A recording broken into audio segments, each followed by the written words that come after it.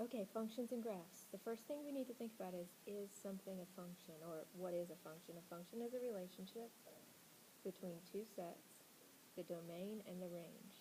The domain is the input, or usually what we call the x's. That's a thick pen.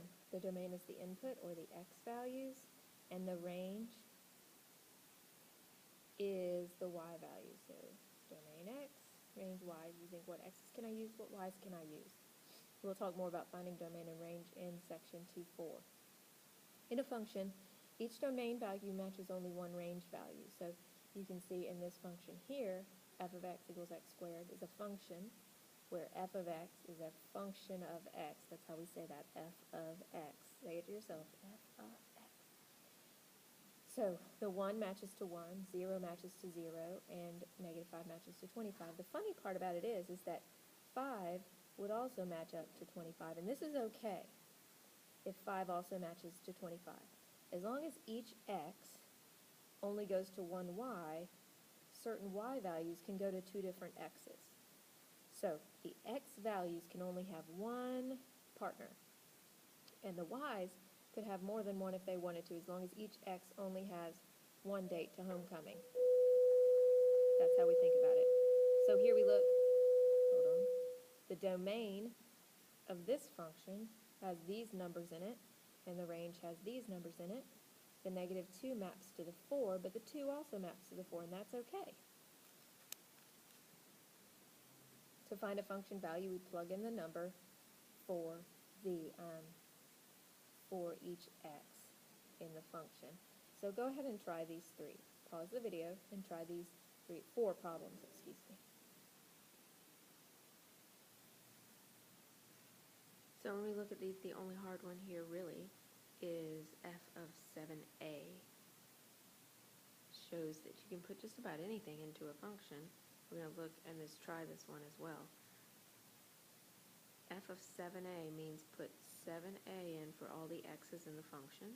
So 3 times 7a squared minus 2 times 7a plus 8. 7a squared is 49a squared.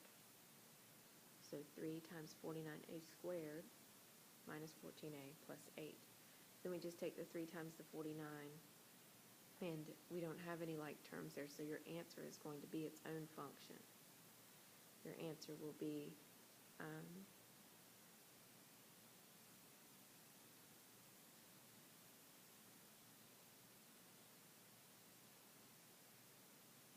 147a squared minus 14a plus 8. And none of those are like terms, so that's the end. Now let's look at this, try this problem. F of x is negative 5x plus 8. Remember, the x is just a placeholder. So if it says find f of a plus 2, that means put in the a plus 2 for the x in the function. So again, we can put anything in for the x in a function, and I'll put in the a plus 2, negative 5 times a plus 2 plus 8. Negative 5 times a plus 2 is negative 5a, and then negative 5 times plus 2 makes minus 10 plus 8. So my final answer is negative 5a minus 2. When we graph functions, all we do is plug in various x's for the function and find the f of x value. F of x is the same as y. Try to graph these functions. Pause the recording and graph the functions. I hope your sketches look like mine. Notice I just picked some points, put them in there. I know the shape of the x squared graph is always a parabola. The negative makes it flip over, so I know my shapes are correct.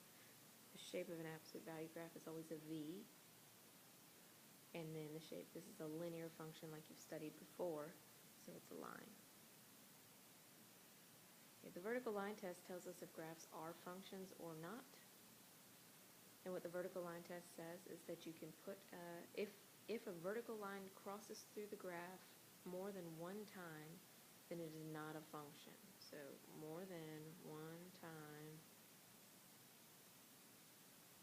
not a function. because that would mean that one of the x's has two y values. So here we can see if we draw a vertical line, let me change the color of the vertical line so it's easier. If we draw a vertical line through this function, at any given place, it only touches once. So this is a function. Let's draw vertical lines through this circle here. Is the circle a function? The circle graph does not represent the graph of a function, because you can see my vertical line crosses it more than once. This yellow function is a y squared. See, some of those lines aren't vertical, but there you go, vertical lines.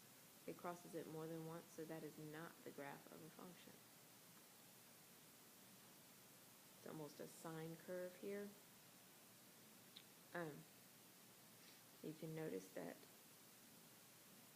the line, at any given place, the line only crosses through one time, so yes, this is the graph of a function. And then same with this one, yes, it is a graph of a function. That's the vertical line test.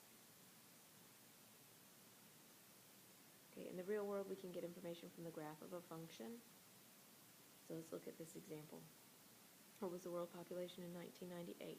So find f of 1998. Let's look on the graph. Here's 1998. Let's look up, up, up, up, up. The f of x value, or the y value then, somewhere between, well, a little bit closer to 6. So let's say it's about 5.9 maybe. Yeah, look, they say it down there, and here's our answer, 5.9.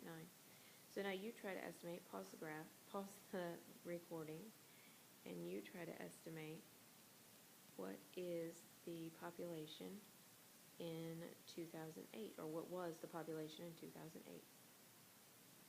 To do this, we look at the y value when x equals 08, and you can see it's about 6.6 billion people in 2008. So you can see how this would be maybe a helpful graph to calculate the population as it grows over time.